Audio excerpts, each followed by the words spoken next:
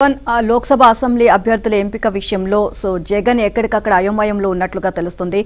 సర్వేలు అని చెప్పి అలాగే ప్రజల నుంచి వ్యతిరేకత ఉంది అని చెప్పి ఇలా కొన్ని కారణాలు చెప్పి ఎక్కడికక్కడ నియోజకవర్గాల్లో ఇన్ఛార్జీలను మార్పులు చేర్పులు చేస్తూ ఉన్నారు. ఈ నేపథ్యంలో తీవ్ర అసంతృప్తులు అయితే పెరిగిపోయారు. అక్కడ వేరే పార్టీలకు జంప్ అవడంతో మళ్ళీ ఆ చేసిన అంటే ఏదైతే ఇన్ఛార్జీలు మార్చారో ఆ మార్పుల్లో కూడా మళ్ళీ మార్పులు చేర్పులు చేస్తున్నట్లుగా తెలుస్తోంది.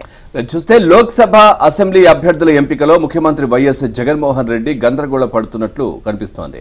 సర్వేల పేరిట సిట్టింగ్లకు మొండిచేయి చూపి గెలుపు గుర్రాలంటూ కొత్త ఇన్ఛార్జీలను నియమించిన ఆయన ఒత్తిళ్ల కారణంగా వారిని మార్చేస్తున్నారు.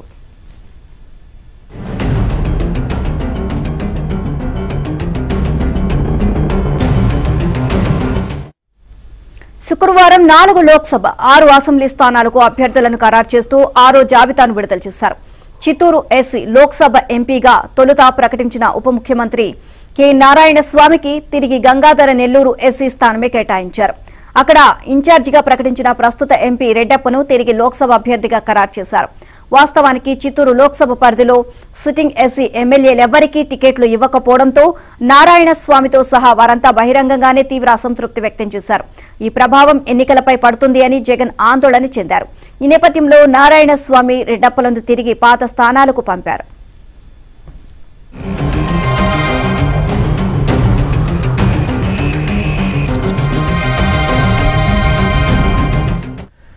అలాగే గిద్దలూరు ఎమ్మెల్యే అన్నా రాంబాబుకు మరోసారి టికెట్ ఇచ్చేందుకు జగన్ తొలుత నిరాకరించారు.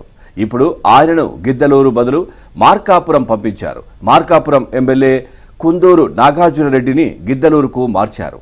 ఇక ఎమ్మికనూరు ఎమ్మెల్యే చెన్నకేశవరెడ్డిని కాదని ఆయన అనుచరుడు వెంకటేష్ను ఇన్ఛార్జిగా మొదట ప్రకటించారు. అయితే స్థానికంగా వ్యతిరేకత రావడంతో ఇప్పుడు ఆయన స్థానంలో మాజీ ఎంపీ బుట్ట రేణుకను ఖరారు చేశారు. రాజమండ్రి ఎంపీగా స్థానిక వైద్యుడు గూడూరి శ్రీనివాస్, నర్సాపురం లోక్సభకు న్యాయవాది గూడూరి ఉమాబాల, గుంటూరు లోక్సభ స్థానానికి సీనియర్ నేత ఉమారెడ్డి వెంకటేశ్వర్ల కుమారుడు వెంకటరమణను ఇన్ఛార్జిగా ప్రకటించారు. నెల్లూరు సిటీ ఎమ్మెల్యే స్థానం ఇన్ఛార్జిగా నెల్లూరు డిప్యూటీ మేయర్ ఎండి జలీల్ను నియమించారు.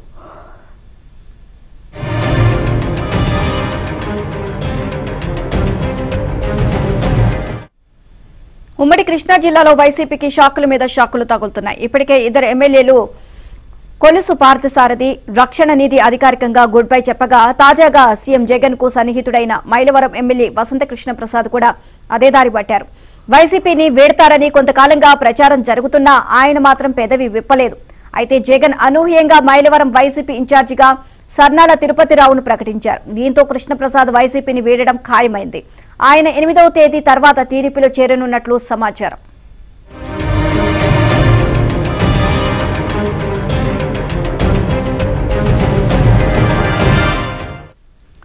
మైలవరంలో మంత్రి జోగి రమేష్ జోక్యం చేసుకుంటున్నారని, ఈ కారణంగా వైసీపీ శ్రేణుల్లో గందరగోళం ఏర్పడుతోందని ఎన్నోసార్లు వసంత సీఎం దృష్టికి తీసుకువెళ్లారు. కానీ ఆయన జోగికే మద్దతివ్వడంతో ఆయన మనస్తాపానికి గురయ్యారు. టీడీపీలో చేరుతారని ప్రచారం జరగడంతో జగన్ ఆయన్ను తాడేపల్లి పిలిపించి బుజ్జగించేందుకు యత్నించారు.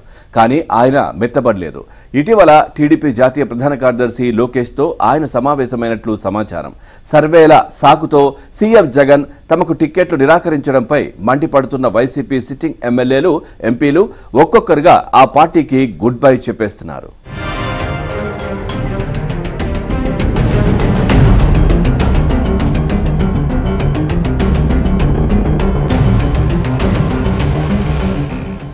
రైట్, ఇక ఇదే విషయానికి సంబంధించి మరింత సమాచారాన్ని మా కరెస్పాండెంట్ సత్య అందిస్తారు. సత్య, అధికార పార్టీ వైసీపీలో ఎక్కడికక్కడ ఇన్ఛార్జీల మార్పు ఒక గందరగోళాన్ని సృష్టిస్తున్నట్టయితే తెలుస్తా ఉంది. అసంతృప్తులు, బుజ్జగింపులు ఇవన్నీ జరుగుతున్నాయి. అప్డేట్స్ ఏంటి?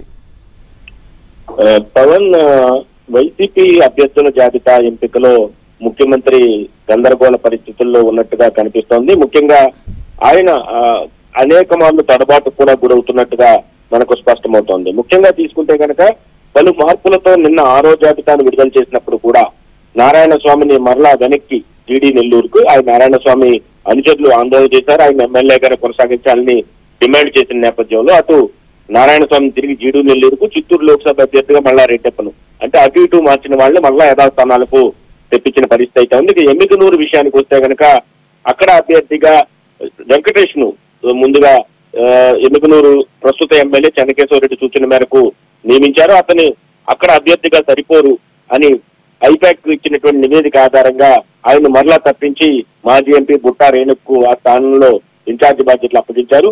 మరోవైపు మార్కాపురం గిద్దలూరు ఎమ్మెల్యేల విషయంలో కూడా అటు నాగార్జున రెడ్డి ఇటు అన్నా రాంబాబు ఇద్దరిని కూడా అటు ఇటుగా మరలా మార్చిన పరిస్థితి అయితే ఉంది. అన్నా రాంబాబు తాను ప్రస్తుతం ఉన్న స్థానం నుంచి పోటీ చేసేది లేదని తేల్చి చెప్పడంతో ఆ స్థానాన్ని అటు ఇటు మార్చారు. రాజమండ్రి నర్సాపురం ఎంపీ అభ్యర్థులను కూడా జి శ్రీనివాస్ అదేవిధంగా ఉమాబాలను ఎంపిక చేసిన పరిస్థితి అయితే ఉంది. ఇక గుంటూరు లోక్సభకు ఎవరూ దొరకపోవడంతో ఇక ఉమారెడ్డి కుమార్ అనేటువంటి ఉమారెడ్డి వెంకటరమణను గుంటూరు లోక్సభకు ఇన్ఛార్జిగా నియమించిన పరిస్థితి అయితే ఉంది. అదేవిధంగా ఇంతలోనే కృష్ణా జిల్లాలో మరొక షాక్ వైసీపీకి తగిలిందని చెప్పుకోవచ్చు. ఇప్పటికే రక్షణ నిధి అదేవిధంగా మరికొంతమంది నేతలు మైలవరం నుంచి రక్షణ నిధి అదేవిధంగా కొలుసు పార్థసారథులు వైసీపీకి షాక్ ఇచ్చారు. తాజాగా మైలవరం నుంచి వసంత కృష్ణ ప్రసాద్ షాక్ ఇచ్చిన పరిస్థితి అయితే కనిపిస్తోంది. దీంతో జగన్ ఉన్నట్టుండి అక్కడకు తిరుపతి రావును బీసీ నేతను ఇన్ఛార్జిగా నియమించారు. Avanigadda incharge phone switch off చేయడం మరలా వైసీపీకి కొత్త నొప్పులు మొదలయ్యని చెప్పుకోవచ్చు కృష్ణా జిల్లాలో. ఈ విధంగా స్థానాల మార్పులు కావచ్చు, గతంలో ఇచ్చిన స్థానాలను మరలా మార్చడం, మార్చిన వారిని మరలా మార్చడం, ఇలా చేసిన పదే పదే చేయడంతో నాయకుల్లో కూడా కాన్ఫిడెన్స్ పోతుంది.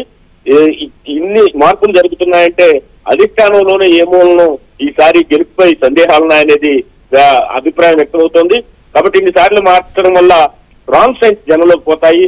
చివరకు తాము తికమకబడి ప్రజలను కూడా తికమక పెడుతున్నారనే ఉద్దేశాన్ని అయితే వైసీపీ నేతలే వ్యక్తం చేస్తున్న పరిస్థితి అయితే ఉంది. దీంతో ఎక్కడికక్కడ ఓవైపు షాకులు తగులుతున్నా మరోవైపు అభ్యర్థుల మార్పులు రోజుకొక రకంగా మారుస్తున్నారు. నెక్స్ట్ జాబితాలో ఇప్పుడు ఇచ్చిన జాబితాలో అభ్యర్థులు ఉంటారా ఉండరా, వాళ్ళని ఎక్కడి నుంచి ఎక్కడ వేస్తారనే అనుమానాలు కూడా వారంతా కూడా వ్యక్తం చేసిన పరిస్థితి అయితే ఉంది.